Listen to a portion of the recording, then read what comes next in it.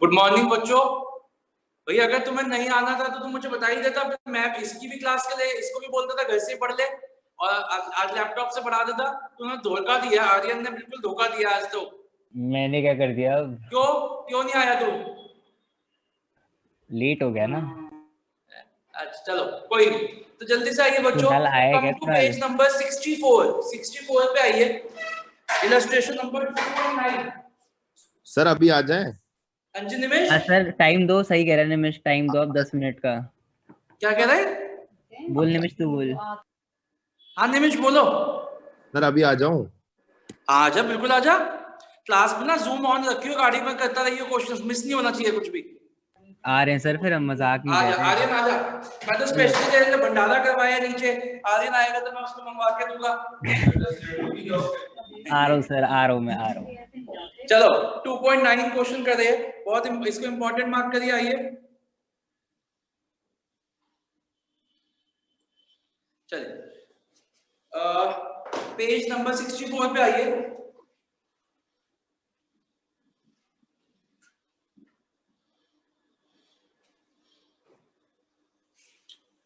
Okay, क्या कह रहा है क्वेश्चन?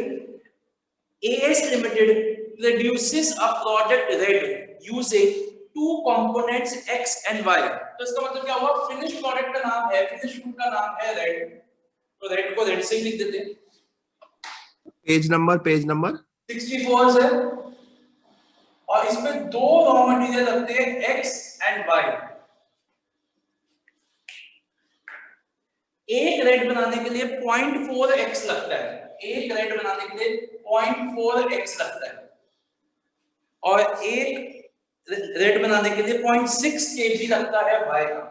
मतलब एक यूनिट के लिए रेड की 0.4 kg लगता है X और 0.6 kg लगता है Y। Weekly production varies from 350 to 450, averaging 400। ये हमें रेड की दे रखी है। रेड की मिनिमम कंजम्पशन क्या है? रेड की मिनिमम प्रोडक्शन क्या है? कितना? 350 से 450। एवरेज क्या है? 400 एंड मैक्सिमम क्या है? 450। ये रेड का है, ना कि एक्स और वाई का। ये रेड का दे रखा है और डिलीवरी पीरियड दोनों एक्स और वाई का दे रखा है, एक्स और वाई दोनों का दे रखा है। मिनिमम 3 दिन, मैक्सिमम 5 दिन और एवरेज हो गया आपका 4 दिन। ठीक है ना? नहीं 1 2 3 है, सॉरी 1 2 लीड टाइम, हाँ लीड टाइम 1 वीक 3 वीक्स, ये 2 वीक्स हो गया। ये हमारा है लीड टाइम, ये दोनों के लिए सेम है। अब वो आगे कह रहे हैं इकोनॉमिक ऑर्डर क्वांटिटी भी दे रखा है हमें 600 और 1000। तो ईओक्यू भी दे रखा है हमें, एक्स का ईओक्यू है 600 for X and 1000 for Y. अब देखो वो क्या कह रहे हैं, हमें निकालना है रीऑर्डर लेवल ऑफ एक्स। बेटा सबसे पहला पॉइंट ये है कि मेरे को रेड की कंजम्पशन दे रखी है, मुझे एक्स और वाई की कंजम्पशन कैसे निकलेगी? कोई बताएगा तो अपना हैंड रेज करिए। मेरे पास रेड के minimum maximum and average level है। मेरा सवाल आप लोगों से ये है कि अगर रेड का है तो मेरे को एक्स और वाई का मेरा वो कैसे निकलेगा?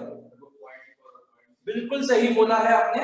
हमें क्या करना पड़ेगा? अगर मेरे को ये x के लिए निकालने हैं तो मेरे को इनको सबको किससे मल्टीप्लाई करना पड़ेगा? 0.4 से। मैं सबको 0.4 से मल्टीप्लाई कर दूंगा क्योंकि 350 यूनिट्स अगर रेड के बनते हैं, इसका मतलब उसमें x कितना चाहिए होगा? 140 यूनिट्स का। अगर 400 यूनिट्स इसके बनते हैं तो उस पे ये हो गया 160 और ऐसे ही 180। और अगर मेरे को ये y का चाहिए तो y का भी ऐसे निकल जाएगा 350 into 0.4, sorry 0.6, 210, 400 into 0.6, 240 and 450 into 0.6, 270। अब देखिए मेरे पास दोनों कंपोनेंट्स का मिनिमम मैक्सिमम लेवल कंजम्पशन आ गया, ये कंजम्पशन है हमारी, और मेरे पास दोनों का लीड टाइम भी आ गया।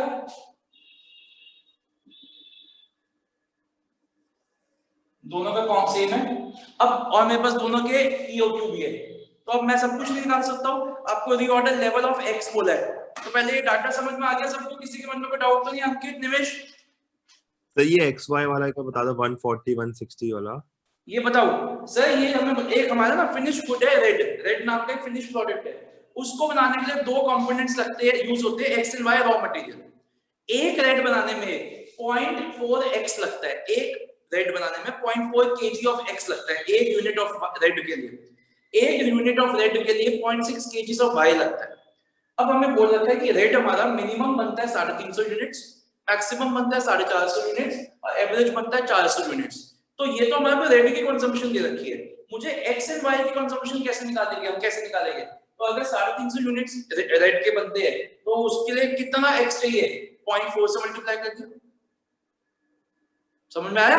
इसे 0.4 से कर देंगे। हाँ हाँ जी, हाँ सर 0.4 से कर देंगे, 40% हो गया। हाँ 40% हो गया, इन सबको 40%, इनको 0.4 से मल्टीप्लाई कर दिया, इनको 0.6 से। ठीक है सर, ठीक है सर। चलिए अब आप सब कुछ ही निकाल सकते हैं। तो सबसे पहले उन्होंने बोला रीऑर्डर लेवल ऑफ x, ठीक है, तो रीऑर्डर लेवल ऑफ x कैसे निकलेगा? क्या फॉर्मूला होता है रीऑर्डर लेवल का? Maximum into maximum, maximum lead time into maximum consumption. x का मैक्सिमम लीड टाइम क्या है? 3 वीक्स, और मैक्सिमम कंजम्पशन क्या है x की? 180। तो ये कितना हो गया? 0 8 3 24 3 540 kgs, क्योंकि हम x का निकाल रहे हैं तो 540 kgs। मैक्सिमम लेवल निकालना है x का, हमारे पास रीऑर्डर लेवल आ ही गया x का।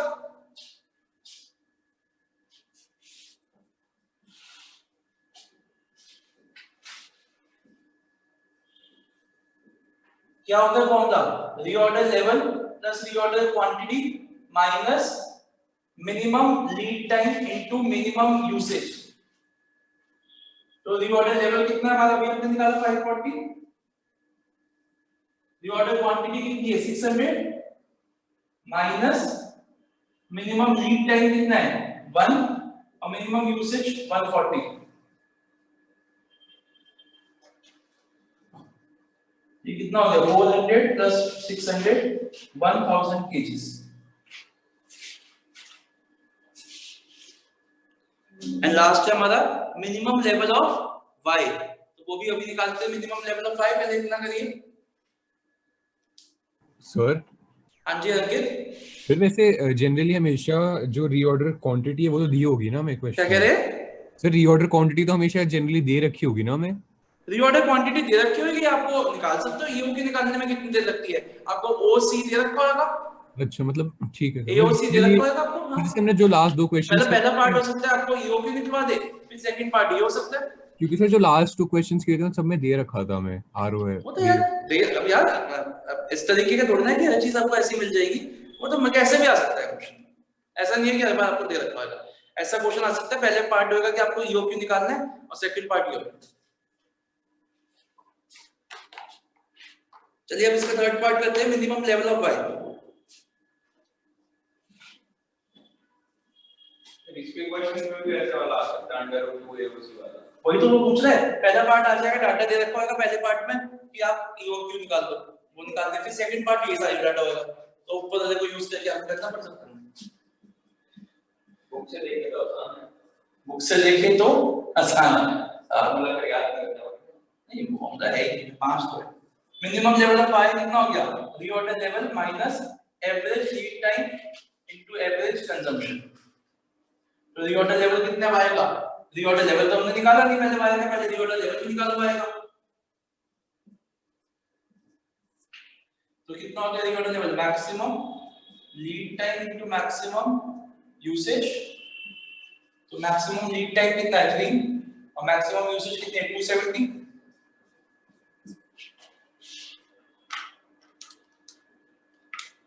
810 आ गया। 810 माइनस एवरेज 240 into 2,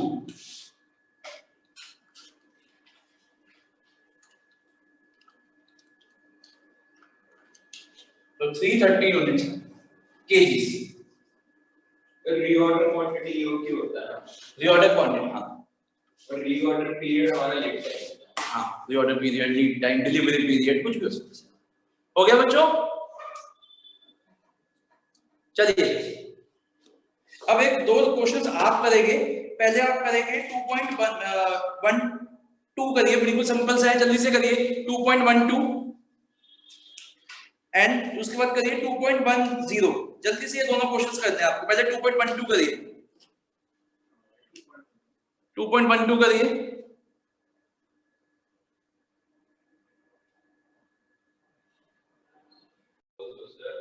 चलिए बच्चों, हाँ देख देख दिल बना के भेज रहा है। चलिए आइए बेटा, अब हमने आपको बताया था कि इस चैप्टर में हमें 3 चीजें करनी थी। इसमें से हमारी 2 चीजें हो गई, हमने ईओपी निकालना सीख लिया, हमने स्टॉक लेवल्स फॉर्मूले सीख लिए। अब हम अपनी लास्ट चीज करने जा रहे हैं, बिल्कुल ध्यान यहाँ दीजिएगा। हम बनाने जा रहे हैं स्टोर्स लेजर। क्या बनाने जा रहे हैं हम? Stores ledger. देखिए बड़ी जो मैन्युफैक्चरिंग फर्म्स होती है, जो बड़ी मैन्युफैक्चरिंग कंपनीज होती है, उसमें क्या होता है,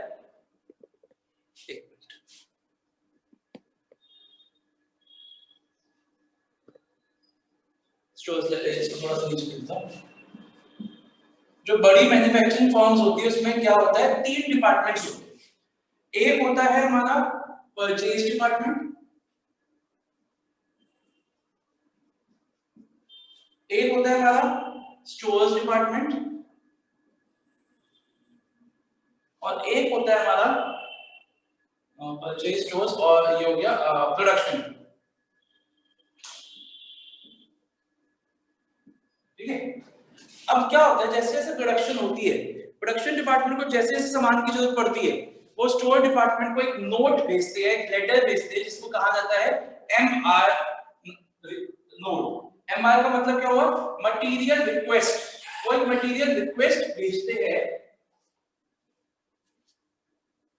वो एक मटेरियल रिक्वेस्ट भेजते हैं स्टोर डिपार्टमेंट को कि यार मेरे को ये सामान दे दो, material requisition note, material requisition note. ठीक है, फिर वो सामान भेज देते हैं। अब मान लीजिए स्टोर्स डिपार्टमेंट में सामान खत्म हो जाए, तो फिर वो परचेज डिपार्टमेंट को भेजते हैं परचेज ऑर्डर, पीओ, कि ये सामान खरीदिए बाहर से। फिर वो सामान खरीद के स्टोर डिपार्टमेंट को भेजते हैं। तो बेसिकली स्टोर डिपार्टमेंट एक ऐसी चीज है जिसमें सामान आ भी रहा है, जा भी रहा है, आ भी रहा है, जा। ठीक है, और ये रोज होता रहता है इसमें। परचेज सबसे पहले क्या हुआ, प्रोडक्शन डिपार्टमेंट ने स्टोर डिपार्टमेंट से कुछ सामान मांगा कि ये मुझे दे दीजिए, मेरे को प्रोडक्शन में यूज करना है। उसने एक नोट, एमएनसी में ऐसे नहीं है कि जाके ले लिया, एमएनसी में हर चीज का एक डॉक्यूमेंटेशन होती है, तो उसने क्या किया, एक एमआर नोट दिया, जिसका मतलब होता है, फुल फॉर्म होती है मटेरियल रिक्विजिशन नोट। मतलब मैं रिक्वेस्ट कर रहा हूं आप ये सामान मुझे दे दो, ये सामान यहाँ आ गया। फिर मान लीजिए स्टोर डिपार्टमेंट में तो सामान खत्म होएगा, तो वो परचेज डिपार्टमेंट को बोलेगा कि आप ये सामान भारत से मंगवा दीजिए, तो उसको हम बोलते हैं परचेज ऑर्डर। यहाँ के पास में अब 2 तरीकों से हम स्टॉक का हिसाब रख सकते हैं। एक होता है हमारा परपेचुअल सिस्टम, एक होता है हमारा पीरियोडिक सिस्टम। स्टॉक को रिकॉर्ड करना, स्टॉक रिकॉर्ड जो होता है हमारा, वो 2 तरीकों से हम रख सकते हैं। एक होता है हमारा परपेचुअल सिस्टम और एक होता है हमारा पीरियोडिक सिस्टम। नाम से ही पता चल रहा है, जैसे परपेचुअल की बात करें तो परपेचुअल का क्या मतलब हुआ कि हम हर एक एंट्री को नोट करेंगे। हम 1 अप्रैल से लेके 31 मार्च की सारी एंट्री को नोट करेंगे किसी भी पॉइंट ऑफ टाइम पे। जैसे मान लीजिए आज है 11 मार्च है, तो मैं ये बता सकता हूँ कि मेरे पास कितना स्टॉक पड़ा हुआ है, मेरा कितना स्टॉक लग चुका, मैं स्टोर डिपार्टमेंट हूँ, मेरे पास कितना स्टॉक आया था, सब कुछ मैं बता सकता हूँ विद इन अ मिनट, क्योंकि हम हर एंट्री को रिकॉर्ड करें। परपेचुअल मतलब सारी एंट्रीज को रिकॉर्ड करें। और पीरियोडिक क्या होता है, हम उसमें सारी एंट्रीज को रिकॉर्ड नहीं करते, हम लास्ट में 31 मार्च को चेक करेंगे कि ओपनिंग स्टॉक कितना था, जो 1 अप्रैल को, कितना हमने और मंगवाया था, कितना हमने इश्यू किया था, और क्या मेरे पास बच गया। हम सिर्फ 31 मार्च को निकालेंगे, रोज एंट्रीज नहीं करेंगे। ठीक है, तो अब पीरियोडिक का जो है, पीरियोडिक के क्वेश्चन आने के चांसेस बिल्कुल नेक्स्ट टू नेग्लिजिबल है। आते किसके हैं, परपेचुअल के ही क्वेश्चंस आते हैं 99%। ठीक है, अब हाँ हर एंट्री को रिकॉर्ड करता है।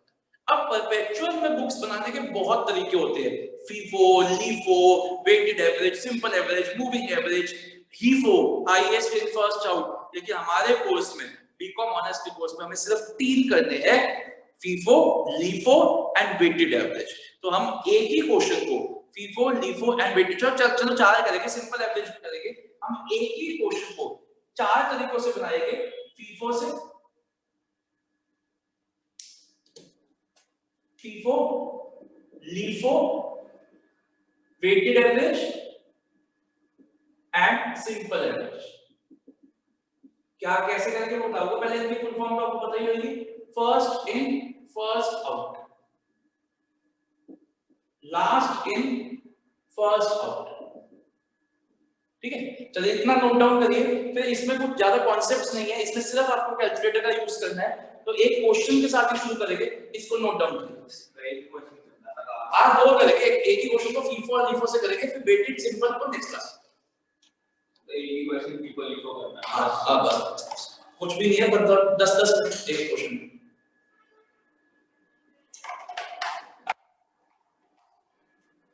नोट डाउन हो गया। अभी हम परपेचुअल करेंगे, पीरियोडिक का एक क्वेश्चन नेक्स्ट क्लास में करेंगे। ये परपेचुअल सिस्टम करेंगे, परपेचुअल,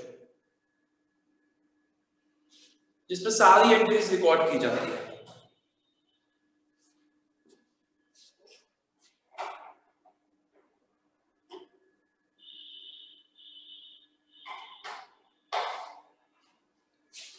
चलिए शुरू करते हैं।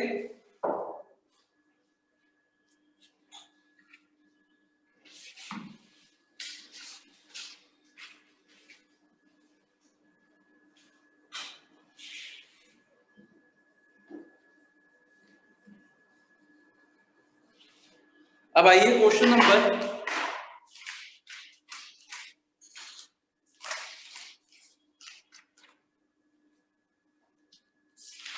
पेज नंबर 82 पे आइए, इलस्ट्रेशन नंबर 2.15, पेज नंबर 82 पे इलस्ट्रेशन नंबर 2.15।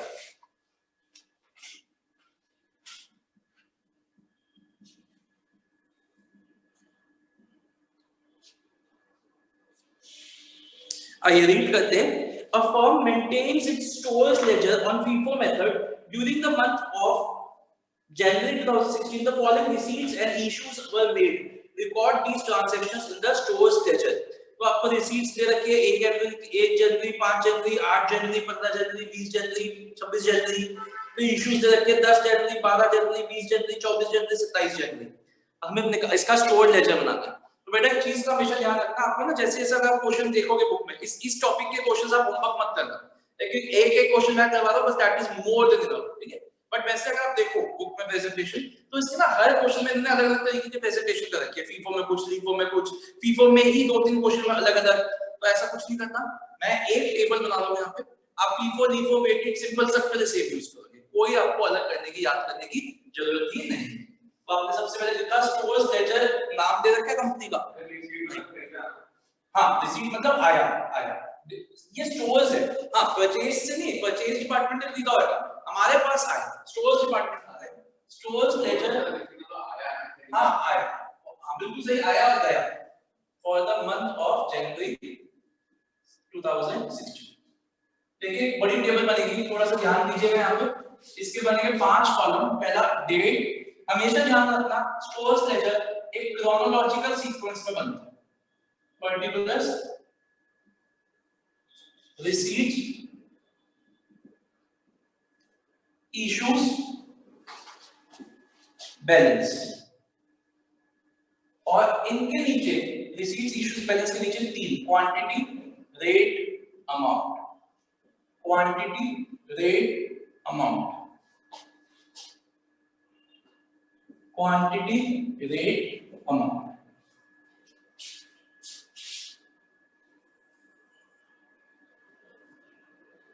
चलिए मैं 1-2 ट्रांजैक्शंस आपको करके दिखाता हूं। सबसे पहले डेट देखिए, क्योंकि क्रोनोलॉजिकल सीक्वेंस मैंने बोला आपको ना, तो एक सेकंड। तो सबसे पहले डेट देखिए, हमारी दे रखी है जनवरी 1 में बैलेंस दे रखा है 50 यूनिट्स का। तो जनवरी 1 पर्टिकुलर्स में आ गया बैलेंस 50 यूनिट्स का है, कितने रुपए के हिसाब से? 3 रुपए के हिसाब से। तो वो रिसीट भी नहीं है, वो इशू भी नहीं है, सॉरी 4 रुपए के हिसाब से।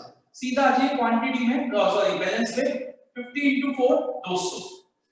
आई होप ये दिख रहा है आपको, ठीक है। अब आ जाइए, नेक्स्ट डेट है हमारी जनवरी 5, परचेज ऑर्डर नंबर 10। कितना हमने परचेज किया? 40 यूनिट्स 3 रुपए के हिसाब से, तो कितना हो गया? 120। अब आपकी जो आपको नहीं करना, बुक में हो भी सकता है ऐसे किया हो, कुछ क्वेश्चंस में ऐसे किया है, कुछ में अलग तरह है। आप हर एंट्री को सेपरेट लिखोगे बैलेंस में। ध्यान देना, बैलेंस अब क्या बच गया? ये तो एज इट इज नीचे आ जाएगा और ये और आ गया मेरे पास। अब आपके मन में डाउट आ रहा है, सर हम इसको ऐड क्यों नहीं करें? वो अभी आपको पता चल जाएगा कि हम इसको ऐड क्यों नहीं करें। आप सारी एंट्रीज को, बैलेंस को अलग अलग लिखोगे। तो जैसे ऐसे लिखा और आपने बॉक्स में डाल दिया कि ये हमारा बैलेंस है आफ्टर सेकंड एंट्री। इनके रेट अलग अलग है इसलिए नहीं ऐड। क्या कह रहे हैं आर्यन? इनके रेट अलग अलग है इसलिए नहीं कर रहे क्योंकि 50 एग्जैक्टली इसीलिए ही नहीं करेंगे हम ऐड, क्योंकि अगर रेट अलग अलग है तो फिर हम उसको ऐड कैसे कर सकते हैं? दिक्कत आएगी, फिर हम ऐड कर देंगे तो बहुत दिक्कत आएगी इशू के टाइम पे। बताता हूँ अभी। जनवरी 8 भी आपका रिसीट है, तो थोड़ा सा ध्यान रखना, यहाँ पे लिखना जनवरी 8। पीओ नंबर है हमारा 12, 30 यूनिट्स है हमारे 4 रुपीस के हिसाब से, अगेन 120। अब अगेन मैं तीनों को अलग अलग लिखूंगा, 50, 40, 30, 4, 3, 4, 200, 120, 120। यहां तक करिए। अब पहले इसके बाद हमारा सबसे पहला इशू है, वो देखते हैं। हाँ जी, ये लीफो कर रहे हो? कौन सा कर रहे हो? फीफो कौन सा? हाँ जी, ये कौन सा वाला कर रहे हो? लीफो वाले से? यार आवाज थोड़ा तेज बोलो यार। ये लीफो वालों से कर रहे हो? लास्ट एंड फर्स्ट आउट वाला कर रहे हो? फर्स्ट इन, अच्छा हाँ सॉरी मैंने लिखा नहीं। ये हम करें फीफो। ये हमारे शायद फर्स्ट सेमेस्टर में भी था थोड़ा सा। अब आ जाओ, जनवरी 10 को एमआर है 4। देखो अब मेरे को कितने यूनिट्स इशू करने हैं? 70 यूनिट्स इशू करने हैं। मैं कर रहा हूं फीफो, तो सबसे पहले जो पड़ा हुआ है मेरे पास बैलेंस वो निकलेगा। तो पहले 50 यूनिट्स निकल गए, सॉरी पहले 50 यूनिट्स निकल गए 4 के हिसाब से, और मेरे को 70 इशू करने टोटल। तो कितने बच गए? 20। वो 3 के हिसाब से, तो ये हो गया 20, 3, 60। अब मेरे पास बचा क्या क्या होगा? इसके 20 बच गए और 30 वाला सारा बच गया। देखिए अगर आप इसको क्लब कर देते तो आपको दिक्कत आती ये निकालना, ये 70 यूनिट्स। समझ में आया अंकित? एक बार हैंड रेज करिए, हाई फाई दे दीजिए अगर समझ में आ गया अंकित, निमिष एंड आर्यन को। निमिष को नहीं आया? भैया बेटा पश्चिमी बिहार से वापस आ जा ना, है ही नहीं यहाँ पे। एक बार फिर से बता दो सर। हैं जी, फिर से बता दो सर। वो कौन सा मतलब इशू वाला ना? मेरे को पता था चल रही है किसकी कॉल है। यहाँ तक समझ में आ गया? ये सर ये पूरा आ गया सर, इसके नीचे वाला बस ये है ना, यहाँ तक समझ में आ गया ना? अब आपको जनवरी 10 को 70 यूनिट्स इशू करने हैं प्रोडक्शन डिपार्टमेंट को फीफो के हिसाब से, ठीक है। अब अगर हम अपना बैलेंस चेक करें, मेरे पास सबसे पहले 50 यूनिट पड़े 4 रुपए वाले, 40 यूनिट पड़े 3 रुपए वाले और 30 यूनिट पड़े 4 रुपए वाले। तो सबसे पहले तो हम फीफो के हिसाब से करें, तो जो सबसे पहले आया वो सबसे पहले इशू कर देंगे। तो ये 50 वाला ये हमने इशू कर दिया। अभी भी पूरी रिक्वायरमेंट पूरी नहीं हुई क्योंकि मेरे को 70 इशू करने हैं, तो उसके बाद मैंने 20 इसमें से इशू कर दिए, ठीक है। तो 54 के हिसाब से 200, 23 के हिसाब से 60, ठीक है। अब मेरे पास क्या बचा हुआ है? 23 के हिसाब से 60 बचा हुआ है और 30 40 के हिसाब से 120 बचा। बताइए समझ में आया? Yes sir. चलिए हम इसको कंटिन्यू करिए, जल्दी से कंप्लीट करिए आप लोग। बेटा लास्ट आप जो देख रहे हो वो है शॉर्टेज। शॉर्टेज का मतलब हो गया जैसे घूम गए, चोरी हो गए, उड़ गए, कुछ भी हो सकते हैं। हमारे को फर्क नहीं पड़ता कि वो कैसे घूमे, हमारे डिपार्टमेंट से निकले, स्टोर डिपार्टमेंट में से वो गायब हो गए, तो आप शॉर्टेज को इश्यूज में ही लोगे। शॉर्टेज को इश्यूज में ही लोगे, लिख लीजिए। शॉर्ट इशू मतलब गया, शॉर्टेज मतलब भी गया। तो हमारे लिए फर्क नहीं पड़ता कि कैसे गया, चोरी कर लिया गया या किसी ने ले लिया, कुछ भी।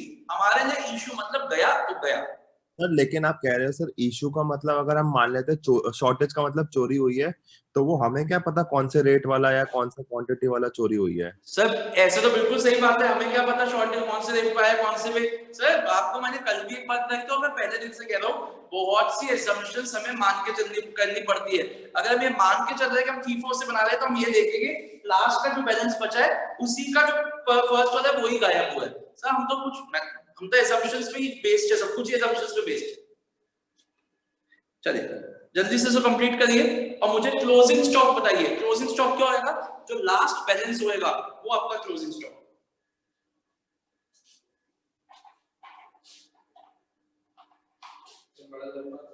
यार यही है, मैंने क्या कहा, इसमें कोई कॉन्सेप्ट नहीं है बहुत ही सिंपल, लेकिन लंबे तो है। सर कैसे रिकॉर्डिंग का मैं देख लूंगा। चलो अब आइए, इसी क्वेश्चन को अगर हम लीफो से करते हैं, लीफो से, तो देखो यहां तक तो सेम ही रहता, सर हाँ चेंज होता। सर हाँ जी अंकित बोलो। जैसे इधर तो लास्ट में हमारा एक ही आ गया, क्या कहते है हैं, इस क्वेश्चन में लास्ट में क्लोजिंग स्टॉक तो हमारा एक ही वो आ गया जो इशू, मतलब एक ही प्राइस का। अगर हमारे दो आते तो क्या करते? मैं समझ नहीं पाया क्या कह रहे हो। क्लोजिंग स्टॉक क्या आ गया दिखाइए। क्लोजिंग स्टॉक आया है कि 5 यूनिट्स एट द रेट 4। हाँ तो क्लोजिंग स्टॉक तुम्हारा दिया है ना, 5 यूनिट्स 4 के हिसाब से, 20 यूनिट्स 5 के हिसाब से, 40 यूनिट्स 3 के हिसाब से। नहीं सर, मैं कह रहा हूँ अगर 2-3 दिए होते तो क्या करते? 2-3 दिए होते मतलब 2-3 ही तो आए हैं, और क्या। इसने गलत करा है। लगता है डीडीएलजे में ध्यान था सारा। अरे नहीं, सही किया इसने, बिल्कुल सही किया कुणाल ने। सर 15 इंटू की 4 बात आया मेरा। Sir 15 into 4 20 into 5। क्या, एक मिनट, क्या कह रहे हैं निमेश? 15 इंटू 4 20 इंटू 5 और 40 इंटू 3 ये है। सर 15 इंटू 4 क्यों आएगा? 5 इंटू 4 आएगा ना। 5 निकला नहीं है क्या? पहले 10 था, जनवरी 26 को 10 था पहला, उसमें से 5 निकल गया। सर सॉरी 5 इंटू 4, हाँ 5 इंटू 4। हाँ तो बोल, तो क्लोजिंग 240 हो गया बस। अंकित ध्यान कहीं और है सर, अंकित का लगता है। चलो अब इसी क्वेश्चन को अगर हम लीफो से करते तो देखो क्या चेंज होता। लीफो में 70 यूनिट्स इशू करने हैं, तो पहले तो ये 30 वाले इशू होते हैं लास्ट वाले, फिर ये 40 वाला इशू होता, तो ये लो, ये तो सारे के सारे खत्म ही हो गए, तो ये आ गया यहाँ पे, तो फिर बच जाता हमारा 50 इंटू 4 200 के हिसाब से। जल्दी से इसको कंप्लीट करिए लीफो से, जल्दी से इस टेबल को कंप्लीट करिए लीफो से।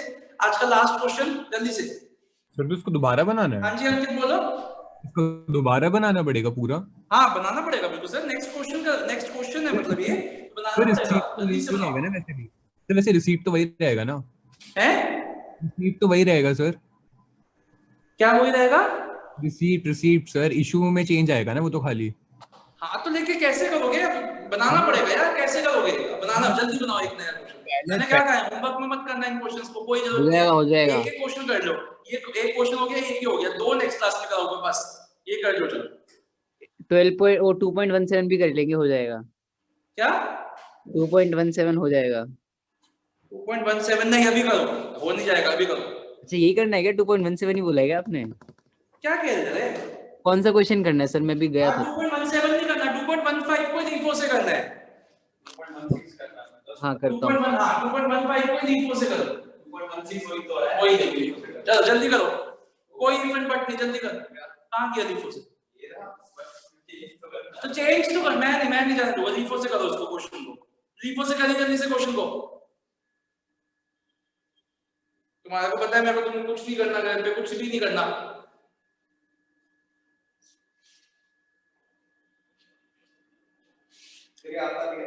हम बिल्कुल आता है बेटा, कहाँ नहीं चल, 12वीं में नहीं किया, फर्स्ट ईयर में किया, उसमें नहीं आया होगा, कॉस्ट्यूम में आता है।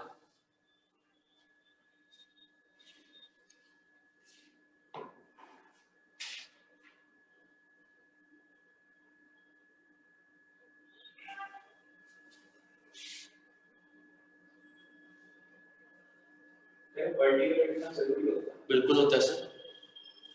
चलो जल्दी से लिखो, करो।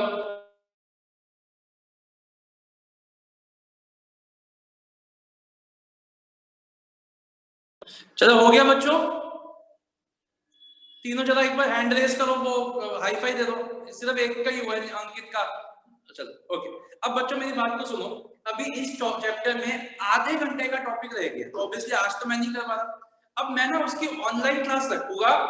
अब कल है फ्राइडे, नहीं कल ट्यूसडे, नहीं इतनी दूर नहीं यार, सच्ची बताइए आर्यन और बाकी सैटरडे को सुबह कोई ऑप्शन नहीं है आधे घंटे की, सिर्फ आधे घंटे की ऑफलाइन क्लास, और सॉरी ऑनलाइन क्लास।